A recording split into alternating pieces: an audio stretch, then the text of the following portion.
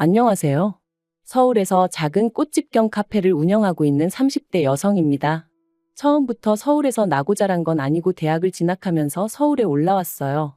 그전에는 서울에서 4시간 거리에 있는 지방에서 살았고요. 여담이지만 농사 짓는 지역이긴 했어도 학생 수도 제법 있고 걔들 중에선 공부도 곧잘 했는데 서울 오니까 날고기는 친구들이 왜 그렇게 많던지 정말 깜짝 놀랐다니까요. 말은 제주로 사람은 서울로라는 말이 괜히 있는 게 아니었던 거죠. 아무튼 그렇게 서울에 올라와서 대학 졸업하고 처음엔 저도 남들처럼 그럴듯한 회사에 들어갔어요. 그런데 일에서 오는 스트레스보다 사람들하고 부딪히는 스트레스가 이만저만이 아니었습니다. 특히 남들 시선을 의식하며 먹고 입고 그러고 살아야 하는 게 참으로 버겁더라고요. 그래서 결국 회사를 관두고 무엇을 할까 고민하다가 꽃집을 열었어요. 어려서부터 농사일로 바쁜 부모님을 대신해 할머니랑 보내는 시간이 많았는데 저희 할머니가 꽃을 참 좋아하셨거든요. 그래서 저희 집 화병은 늘 화사한 꽃들로 가득했고 집 앞 마당에도 봄에는 라일락 나무가 만개하곤 했었죠. 그리고 그때 기억이 떠오르면서 꽃집을 해야겠다 결심을 내렸고 동시에 제가 커피를 좋아해서 내친김에 바리스타 자격증까지 따뒀었거든요. 그래서 꽃집 겸 카페를 오픈하게 되었네요. 그리고 그렇게 제 일을 시작하고 얼마 지나지 않았을 무렵 지금은 이혼했지만 편의상 남편이라 부를게요. 남편을 알게 되었습니다. 남편은 제 카페에 오는 단골 손님이었는데 한동안은 눈인사만 하다가 가벼운 대화를 주고받기까지 무려 1년이 걸렸죠. 사실 카페 위치가 회사들이 밀집한 곳이다 보니 연락처를 물어보는 식으로 관심을 표현하는 남자들이 종종 있었거든요. 그런데 남편은 그런 남자들에 비하면 무척이나 신중하고 진지한 느낌이었어요. 그래서 1년 만에 처음으로 카페가 아닌 다른 곳에서 점심 식사를 하자며 남편이 데이트 신청을 해왔을 땐 좀 놀랍고 신기하기까지 하더라니까요. 그리고 이후로 저희는 3년을 만났고 부부의 연을 맺었습니다. 3년의 연애는 사실 특별히 좋을 것도 나쁠 것도 없었어요. 서로를 힘들게 하는 순간도 있었고 동시에 서로를 웃게 하는 일도 있었고 다른 연인들의 연애와 그다지 다를 바 없었다고 할까요? 하지만 솔직히 말해서 목숨보다 더 사랑한다 그런 연애는 아니었던 것 같아요. 그저 지내다 보니까 정이 들었고 나이가 들었고 그러니 결혼 이야기가 나왔을 때 굳이 헤어져야 하는 이유를 찾지 못했던 거죠. 이제 와서 말이지만 정말 어리석었어요. 결혼 자체를 너무 우습게 봤다고 지금도 정말 반성하고 있습니다. 지금 만약 제 주변에서 누군가 이런 마음으로 결혼하겠다고 하면 절대로 하지 말라고 도시락 싸들고 쫓아다니며 말리고 싶을 정도로 말이죠. 결혼할 때 친정과 시댁에서 1억씩 보태주셨고 거기에 저랑 남편이 모아둔 돈을 더해 서울에 아파트 하나를 샀어요. 그런데 그 1억 받고 거진 1년 가까이를 신우한테 얼마나 시달렸는지 몰라요. 왜냐하면 남편에게는 위로 2살 많은 신우가 있었는데 이 신우가 시집을 가던 당시에는 시부모님이 말 그대로 땡전 한 푼 안 해주셨답니다. 시부모님 말씀으로는 이른 나이에 마음에도 안 드는 사윗감을 데려와서 괘씸해서 안 해주셨다고 하셨고요. 하지만 신우는 그래도 자식이라곤 둘밖에 없는데 이렇게 차별하는 법이 어딨냐며 말 그대로 집안을 쑥대밭으로 만든 것은 물론이고 결혼식을 올린 후에는 괜히 저한테까지 심술을 부리기 일쑤였습니다. 제가 운영하는 카페에 친구들을 데려와서는 잔뜩 시켜 먹고는 잘 먹었어 하고 도망을 간다거나 미안해서 밥을 사주고 싶다며 사람을 불러내놓고는 자리에 안 나타난다거나 하나같이 어찌나 유치하던지 어디 사람 짜증나게 하는 법을 배우러 다니나 싶을 정도였다니까요. 하지만 이런 신우의 심술보다 저를 더 짜증나게 한 건 그럴 때마다 남편이 보인 반응이었습니다. 남편은 자기 누나 그러니까 신우가 얼마나 속이 상하면 저러겠냐 하면서 매번 제가 이해하길 바랬어요. 게다가 조금이라도 중요한 결정을 내려야 할 때면 꼭 신우를 만나서 조언을 구하더라고요. 제가 전업주부를 결코 무시하는 건 아니지만 신우는 대학을 졸업한 직후 결혼해서 이후로는 쭉 시조카만 키우며 전업주부로 살았거든요. 그러니 제가 보기엔 부동산이라던가 업무적인 면에서 남편이 조언을 구하기에 신우는 적합한 상대로는 보이지 않았는데요. 심지어 결혼 전 저희 둘이 탈 차를 고를 때도 그랬습니다. 참고로 제 친척 중에는 외제차 딜러로 20년을 근무한 분도 계셨거든요. 그런데 장롱 면허인 신우하고 상의를 하는 꼴이라니 어이가 없었죠. 하지만 그때만 하더라도 그저 남편이 누나하고 사이가 좋아서 그런가 싶었지. 신우 말 한마디에 좌지우지 될 정도로 누나라면 꼼짝 못하는 인간인 줄은 눈치채지 못했었어요. 그러나 먼저 언급한 이유들 때문에 제가 남편과 이혼까지 결심하게 된 건 결코 아닙니다. 마지막에 신우가 도를 지나쳐도 심하게 지나쳤거든요. 결혼한 지 2년 차가 되던 해였습니다. 제가 그토록 사랑했던 할머니가 결국 세상을 떠나셨어요. 그리고 저는 할머니로부터 정말 생각지도 못한 선물을 받았는데 그건 바로 할머니의 시골집이었습니다. 부모님께선 팔든 어쩌든 제가 하고 싶은 대로 하라셨지만 저는 할머니와의 소중한 추억이 깃든 공간인 만큼 웬만하면 원형 그대로 최대한 오래 간직하기로 마음을 먹었죠.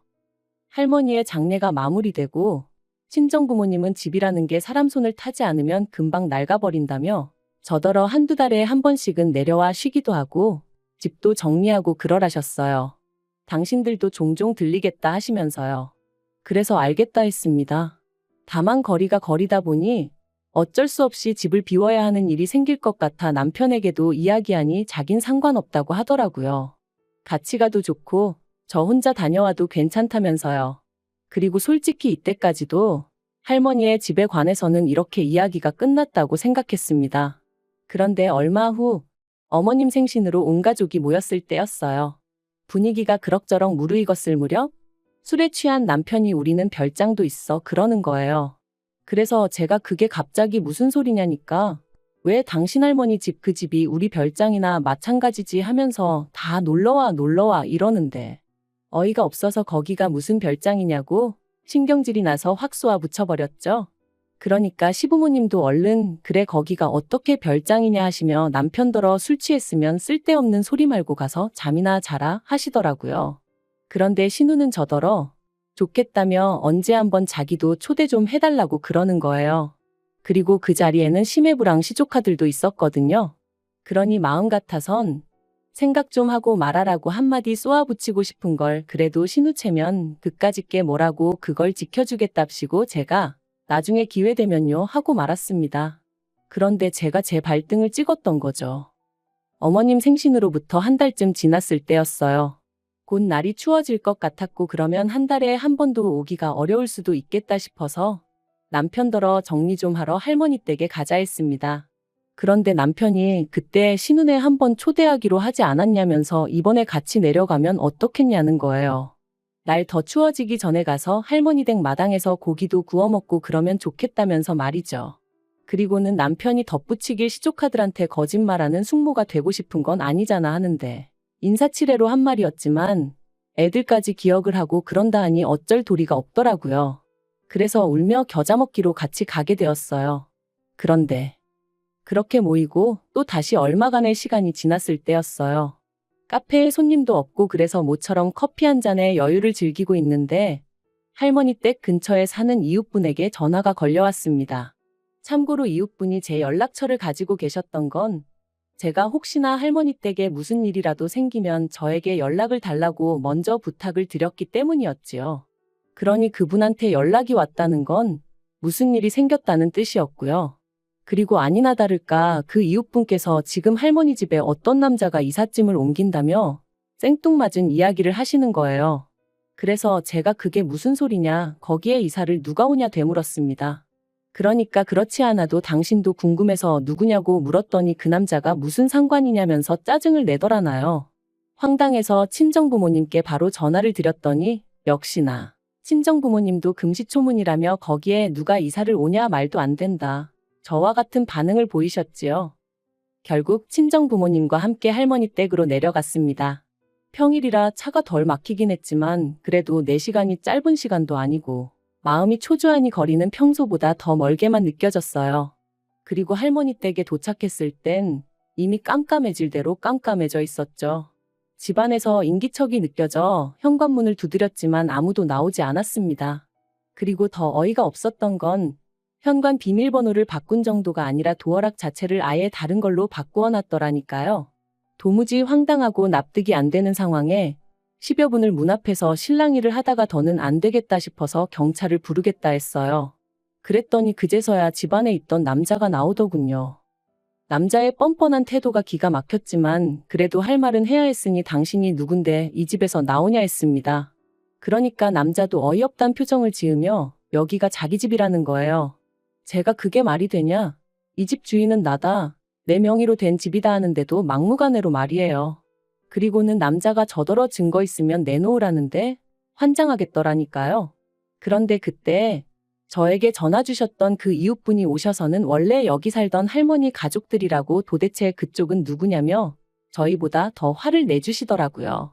오히려 그 남자더러 그쪽이야말로 증거 있냐? 증거 내놔라 계약서 있을 거 아니냐 해가면서 말이죠. 그러니까 그제서야 남자가 좀 주춤하더니 어디로 전화를 걸어서는 뭐라고 막 짜증을 내대요. 그래서 제가 핸드폰 달라고 누군진 몰라도 내가 직접 통화를 해보겠다 했는데 주지도 않고 결국 또다시 실랑이를 하는데 순간 뭐를 잘못 누른 건지 아무튼 핸드폰 너머로 익숙한 목소리가 들려왔어요. 무조건 모른다고 하라고 들어누워서 버티라나 어쩌라나. 그리고 이내 저는 그 목소리의 주인공을 알아차렸습니다. 바로 저희 신우였어요. 그래서 제가 형님이냐니까 신우가 가타부타 대답도 안 하고 냉큼 전화를 끊어버리대요. 어이없는 상황에 황당해서 이번엔 제 핸드폰으로 신우에게 전화를 걸었어요. 그런데 신우가 전화는 안 받고 계속 끊어버리길래 문자를 보냈습니다. 무슨 상황인지는 모르겠지만 자꾸 이런 식으로 나오면 심해부에게 전화하겠다고요. 그랬더니 바로 전화가 와서는 자기가 사정이 있어서 그렇다며 오늘은 일단 그냥 넘어가주면 안 되겠냐대요. 그냥 넘어가긴 뭘 넘어가냐고 당장 설명하라 했습니다. 아니면 진짜 경찰 부르겠다면서요. 그러자 신우가 바로 전화를 해와서는 사람 하나 살리는 셈치고 일단 내일 만나서 자기 얘기부터 들어주면 안 되겠냐더라고요. 그리고 친정부모님도 일단은 집안에 남자가 신우랑 아는 사람인 것 같으니 큰일이야 있겠냐면서 당신들도 너무 피곤하다고 일단은 올라가자 하셨죠. 그래서 결국 집으로 올라왔는데 시간을 보니 어느덧 새벽 1시가 다 되어 있었네요. 그리고 새벽 내 뒤척이다 거의 뜬 눈으로 밤을 새운 제가 신우에게 전화를 걸었습니다. 그래도 제 딴에는 나름대로 배려해준답시고 심해부시 조카 전부 다 집에서 나갔을 법한 때 전화를 했죠. 그런데 지난밤 애걸복걸하던 신우의 목소리는 온데간데 없고 매섭게 날이 선 목소리로 제 전화를 받더니 아무리 그래도 그렇지 그 밤중에 여러 사람 피곤하고 곤란하게 그랬어야 하냐며 저한테 짜증을 내는 게 아니겠어요? 그래서 저도 지금 이 상황이 누구 때문에 벌어진 일인데 저한테 그러는 거냐고 따져 물었어요. 그리고는 내 할머니 집에 있는 그 남자 도대체 누구냐 물었습니다. 그러니까 신우가 그런 것까진 제가 알 거 없고 당분간 거기 세주는 셈치고 그 남자가 살게 내버려두라는 거예요. 어이가 없어서 내가 언제 그 집 누구 세준다고 했냐? 싫다 했습니다. 막말로 한 달에 1,000만 원을 준다고 해도 필요 없다면서요. 그랬더니 신우가 사정이 있어서 그런 거 아니겠냐면서 가족끼리 그 정도 이해도 못 해주냐대요. 그래서 제가 그 남자를 내가 어디서 봤다고 가족 타령이냐 제정신이냐 했습니다. 그리고는 제 딴에는 신우 기분 나쁘라고 형님 애인이라도 되냐고 쏘아붙였죠. 그런데 신우 반응이 정말 말 그대로 화들짝 놀래서는 저더러 어떻게 알았냐는 거예요. 제가 신우더러 미쳤냐 제정신이냐 했어요. 그리고는 그럼 더더욱 말이 안 된다. 싫다 불쾌하다 당장 나오라고 하라고 소리를 질렀네요. 나한테는 소중한 추억의 장소인데 신우의 내연남이라니 너무 더럽다고. 나더러 심해부 얼굴을 어떻게 보라는 거냐고 말도 안 된다고요. 하지만 신우는 막무가내였습니다. 자기는 그 사람 없으면 죽는다면서요. 그래서 제가 왜 하필 내 할머니 댁이냐 그렇게 중요한 사람이면 가까운 데다 꼭꼭 숨겨놓을 것이지 왜 괜히 나까지 얽히게 만드냐고 화를 냈죠. 그런데 신우가 하는 말이 그건 그럴 만한 사정이 있어서 그렇다며. 아무튼 저더러 이해 좀 해달라는데 미치겠더라고요. 마음 같아선 확 심해부한테 이야기해버릴까 싶다가도 그럼 시조카들은 어떻게 되는 건가 싶고 그리고 그렇게 남편한테조차 말도 못하고 속만 끓이던 와중에 시댁이 완전히 뒤집어졌습니다. 심해부가 신우가 바람을 피고 있다는 사실을 알아챘거든요. 그리고 심해부가 눈치챈 이유도 어이가 없는 게 저희 할머니 집 근처에는 마트고 뭐고 없으니까 신우가 어지간히 뭘 사서 보냈던 모양이에요. 문제는 그렇게 사나르는 동안 심해부 카드 쓰고 인터넷 쇼핑몰 아이디도 심해부 거로 하고 멍청한 데는 답도 없다더니 정말 그 말이 딱이더라니까요. 그리고 심해부가 아무리 둔하다고 해도 카드값도 전에 없이 많이 나오는 와중에 심지어 물건 중 하나가 반송이 되면서 그 전화가 신우가 아닌 심해부한테 갔나 보더라고요. 그러니 이건 뭐 이혼당하고 싶어 환장이라도 한 건가? 아주 그냥 심해부한테 제발 눈치 좀 채주세요 하고 빌었구나 싶더라니까요. 그래서 결국 심해부가 신우에게 이혼하자 했는데 어처구니 없게도 그 불똥이 저한테 튀었습니다. 신우가 말하길 이대로 이혼당하면 자기는 정말 오갈 데도 없어지기에 자기가 제 할머니 집에서 살아야겠다고 했거든요. 제가 미쳤냐 제정신이냐 화를 내니 오히려 적반하장도 유분수지 누가 거기서 평생 살겠다고 했냐고 자기랑 자기 내연남이랑 얼마라도 돈을 모아야 이사를 가든 어쩌든 할 거 아니냐면서 자기 상황 좀 이해해 달라나요. 그래서 결국 이미 신우 이야기로 온 집안이 뒤집어진 마당에 제가 못할 말이 뭐가 있겠나 싶어 남편에게 그간의 자초지종과 신우의 억지를 전부 다 털어놓았습니다.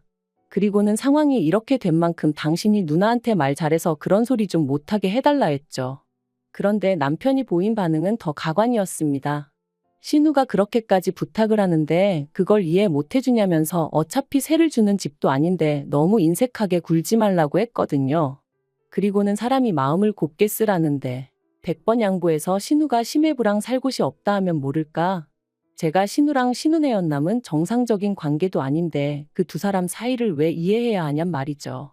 그래서 됐다고 둘이서 안 나가면 법대로 하겠다 했습니다. 그랬더니 남편인 저더러 그랬다간 자기도 가만히 안 있을 거라면서 자기 누나를 욕보이는 여자하고는 못 산다나요? 그리고 이 말 한마디가 저에게는 어떻게 보면 시발점이 되었던 것 같아요.